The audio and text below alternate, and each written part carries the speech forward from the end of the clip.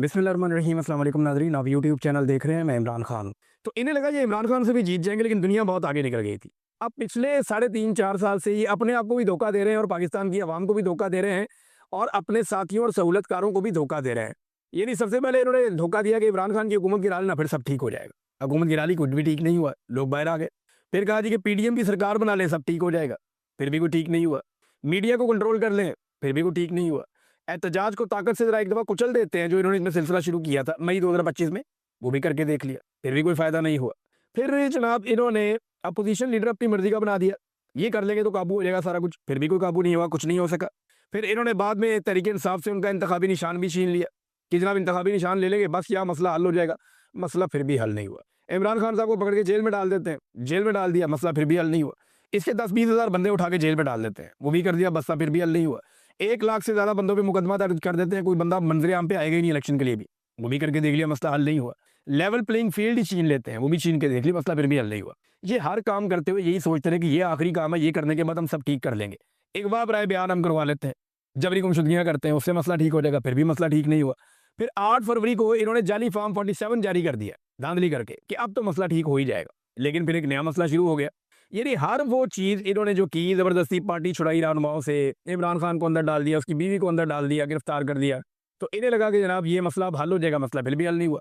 एक के बाद एक करके इन्होंने 300 मुकदमात इमरान खान के खिलाफ दर्ज किए और हर मुकदमे पे सोचते थे कि अब मसला हल हो जाएगा, लेकिन हुआ नहीं। मीडिया पे मुकम्मल तौर पे बंदी लगा दी गई, गोलियां चला दी, आवाम का कत्लेआम कर दिया, मसला फिर भी हल नहीं हुआ। 26वीं तरमीम इन्होंने कर ली, एमपीएस एमएनएस को, उनके घर की खवातीन को अगवा कर लिया, बच्चों में टॉर्चर किया, बेशुमार खवातीन को जेलों में डाल दिया, सड़कों पे घसीटा, फिर भी इनका मसला हल नहीं हुआ। फिर इन्होंने सोचा कि ट्रंप को बना लेते हैं, मसला हल हो जाएगा। जाके ट्रंप को बना लिया, इनका मसला फिर भी हल नहीं हुआ। फिर इन्होंने कहा कि इसराइल को भी राजी कर लेते हैं, वो भी करने की इन्होंने कोशिश की, मसला फिर भी हल नहीं हुआ। फिर इन्हें लगा कि अब इंडिया के अपने तैयारे गिरा लिए हैं, तो अब हमारा मामला ठीक हो जाएगा, मसला हल हो जाएगा, लेकिन मसला फिर भी हल नहीं हुआ। अब 27वीं आईनी तरमीम ला रहे हैं और दावा यह है कि इसके बाद मसला हल हो जाएगा। आपका मसला कभी हल नहीं होगा, आप उल्टे लटक जाए, आपका मसला हल नहीं होगा। मसला आपका तभी हल होगा जब आप अवाम को उसका मैंडेट वापस कर देंगे, जब मिलिट्री एस्टेब्लिशमेंट मुदाखलत बंद कर देगी। फ़र्ज़ करें कि मिलिट्री एस्टेब्लिशमेंट जो है वो इमरान खान साहब को दोबारा हुकूमत में आने देती है और कल को रिलेशन बना के इमरान खान साहब के साथ मिलकर और बाद में किसी और के साथ भी ज़्यादती करते हैं। फ़र्ज़ करें, मैं ये कह रहा हूँ, इमरान खान साहब मानते तो नहीं इस बारे में और उनका तो मूड बहुत मुख्तलिफ नज़र आता है, तो फिर भी मसला हल नहीं होगा, याद रखिएगा। कौम उसके साथ खड़ी हो जाएगी बाद में। कौम जो है वो सियासतदानों के हक में नहीं है या उनके खिलाफ नहीं है, कौम मिलिट्री एस्टेब्लिशमेंट के घटिया फैसलों के खिलाफ है और उन्हें लगता है कि ये कौम के लिए, मसाइल के लिए ये जिम्मेदार है। लिहाजा मसला हल अब नहीं होना आपका, अब मसला एक ही दफ़ा हल होगा और वो तभी हल होगा जब पाकिस्तान की आवाम मसले को हल करेगी। एक तो जो जरनैलों की ख्वाहिश है ना एक्सटेंशन की, इसने पाकिस्तान का बेड़ा गर्क करके रख दिया। इनका कुर्सी छोड़ने को दिल ही नहीं करता, जो बैठ जाता है कुर्सी के साथ चिपक जाता है। 1 इंच ज़मीन इनमें से किसी ने फतह नहीं की। नाज़रीन, एक और खबर है, मैं आपके सामने रख देता हूँ, ये इंटरेस्टिंग आपके लिए होगी। मैंने थोड़े दिन पहले आपको बताया था इमरान खान साहब जो किताबें पढ़ रहे हैं ना जेल में, उनमें एक बहुत बड़े इस्लामिक स्कॉलर हैं जिनकी किताबें वो पढ़ रहे हैं, उनका नाम है शेख इमरान हुसैन साहब। मैंने आपको उनकी किताबों के नाम भी बताए थे, उनकी शख्सियत के बारे में बताया था। इस वक्त वो दुनिया के अंदर आलम इस्लाम के बड़े स्कॉलर्स के अंदर एक है। तो उन्होंने एक स्टेटमेंट जारी किया, उन्होंने कहा जी इमरान खान जेल में मेरी किताबें पढ़ रहे हैं, मैं एक और किताब लिखकर उनके नाम करूँगा। ये मैं किताब लिखूँगा इमरान खान के नाम, उसको करूँगा किताब को कि ये मैं उनके लिए लिख रहा हूँ।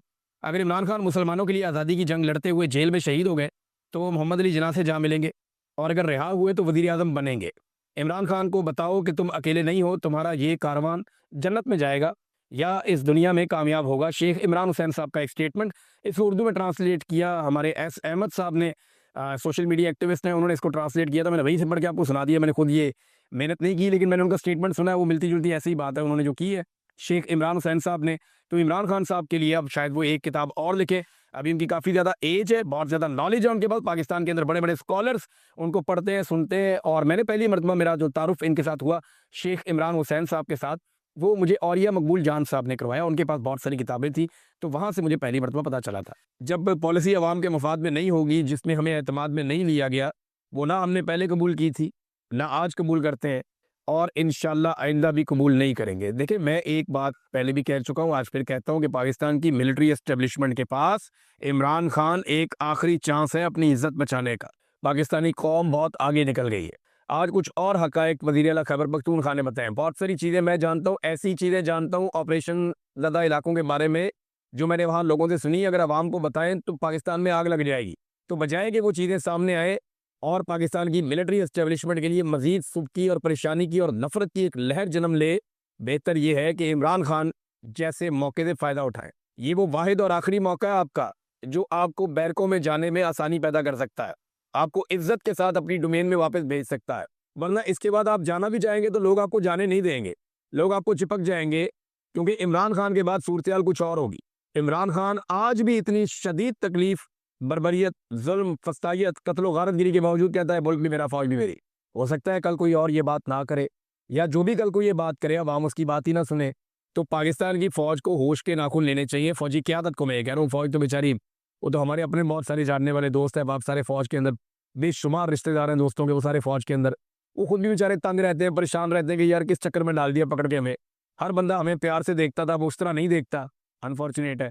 तो इमरान खान ये मिलिट्री एस्टेब्लिशमेंट के लिए आखिरी मौका है कि इनको इज्जत के साथ इस जंजाल से वो निकाल सकता है। उसके बाद लोग किसी की बात ही नहीं सुनेंगे। जो इस बारे में बात करेगा लोगों से गालियां देंगे, जैसे कि अभी भी लोगों को गालियां, लोगों की जबान की नोक के ऊपर गाली होती है। जो आदमी जरा सा प्रो एस्टेब्लिशमेंट होने की कोशिश करता है, दुर्गत बना देते हैं लोग। ये रियलिटी है, आप इससे भाग नहीं सकते, भाग नहीं सकते। आपने अपने बड़े करीबी लोगों को कहा कि यार हमारी तारीफ करके देखो, लोगों ने बात नहीं सुनी उनकी। और जिन लोगों ने आपके खिलाफ 4 जुमले बोल दिए, लोगों ने उनको उठा के सर पे रख लिया। एमन वली खान और फजल रहमान के जुमले वायरल हो जाते हैं जो वो एंटी एस्टेब्लिशमेंट बोलते हैं। तो इमरान खान इनके बाद आखिरी मौका है, बाकी मर्जी है इनकी। और बातें भी सवेला अफरीदी ने की। इन्होंने कहा जब इन दहशतगर्दों को दोबारा आबाद किया जा रहा था सूबे में, किसी को एतमाद में नहीं लिया गया था। आप सहाफ़ी हैं, कबाली इजला में जाकर वहाँ के मशरान से पूछें कि आप लोगों को किसके साथ आप लोगों ने जरगे किए थे और कौन आपको इस बात पर कायल कर रहा था कि इनको हम दोबारा यहाँ आबाद करते हैं। सरहद पर बाढ़ लगी हुई थी। इनका दावा तो ये है कि चिड़िया भी पर नहीं मार सकती, तो फिर मालूम नहीं ये दहशतगर्द कहाँ से आते हैं। यही हमारा सवाल है और ये सवाल करना जायज़ है। नंबर 1 तो ये है नादरीन के ये एक प्रोपेगेंडा फैलाया जा रहा है कि लाहौर में इमरान खान साहब रावी पे कुछ शहर बनाना चाह रहे थे और उसमें अब ये प्रोपेगेंडा किया जा रहा है कि ये वही सारा प्रोजेक्ट है जो अब डूब रहा है।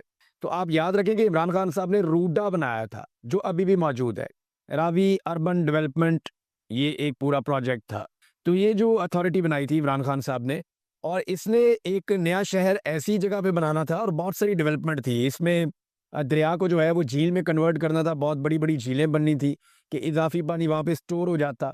उसके अलावा इन्होंने वहाँ पे मल्टी स्टोरी बिल्डिंग्स भी बनानी थी और जंगलात भी लगाने थे और जो माहौल है उसको भी महफूज रखना था। और जो ऊंचे इलाके हैं, जो रावी के वो वाले बैंक्स हैं जो ऊंचे हैं, वो दरिया के पेट को खुला छोड़ते हुए उसके बाहर जो है वो इन्होंने तामीरात करनी थी। और इसके लिए ज़रूरी था कि ये ऊंचे एरियाज़ के अंदर कंस्ट्रक्शन की जाती और शहर को इस तरफ ले जाते, और जो निस्बतन नीचे वाले एरियाज़ हैं जिन्हें आप दरिया का पेट कहते हैं, उन्हें महफूज रखा जाता था कि दरिया अपने कुदरती रस्तों से गुजर जाता। अब हुआ ये कि इमरान खान साहब का प्रोजेक्ट तो अभी भी चल रहा है, उसके ऊपर जाके नंबर टांग लेती है, कभी मरीम नवाज जाके वह अपनी फुटेज बना लेती है, कभी कुछ और कभी कुछ और अब सैलाब आया है और ये बहुत बड़ा सैलाब है।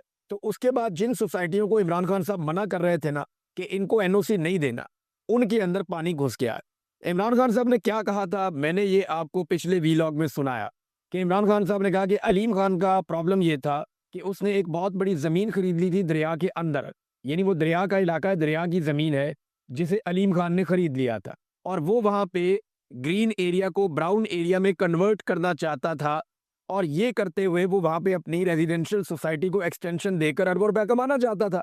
ये ख्वाहिश थी। इमरान खान साहब ने हमेशा बहुत जोर दिया कि पाकिस्तान को डैम्स बनाने चाहिए और उन्होंने बहुत सारे डैम्स पे काम शुरू भी किया, और वो ये कह रहे थे कि अगर हमें मौका मिला तो हम ये डैम्स मुकम्मल करेंगे। लेकिन फिर उनकी हुकूमत गिरा दी गई और वो बड़ा जोर दे रहे थे और डैम पे उन्होंने काम शुरू भी कर दिया था, उनके लिए पैसे भी रखे थे।